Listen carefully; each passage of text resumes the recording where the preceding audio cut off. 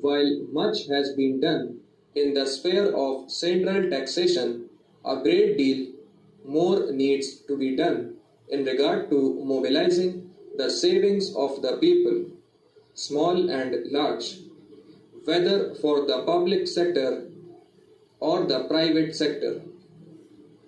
Honorable members will appreciate that the large increase in borrowing from the banks by private business indicates that the problem of finding non-inflationary finance for development is not peculiar to the public sector alone. It is often said by critics of the public sector that the public sector is able to fight what might be called great inflationary threat to finance or the money that is created. But today, the position is that much of the improvement that has taken place in the private sector and that is taking place today is dependent on bank credit or credit from financial institutions.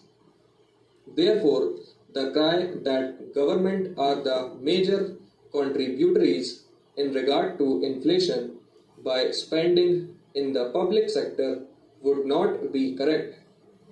But I do not say that that in itself is wrong because it means some development.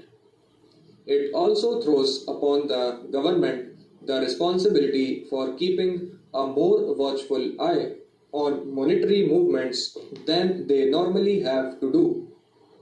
Therefore, it makes it all the more necessary for us to mobilize the savings of the people, and the problem of internal resources for the plan rests on that at the present juncture.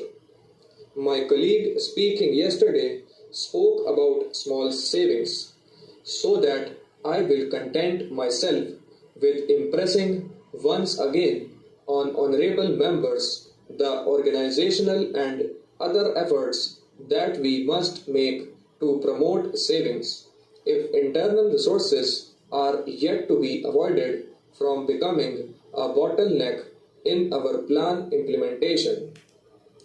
While I am still on the subject of internal resources, I would like to refer to one point made by our House's financial expert. He complained about the lack of uniformity in the rate of sales tax in different states and suggested the introduction of a comprehensive bill in Parliament to bring about uniformity.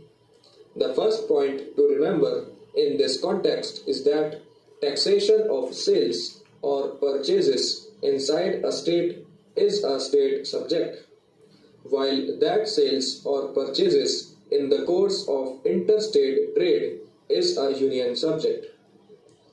As regards the state's sales tax, after the coming into force of the Central Sales Tax Act of 1956, certain goods have been declared to be of special importance in interstate trade or commerce, that is, cotton, cotton yarn, coal, etc.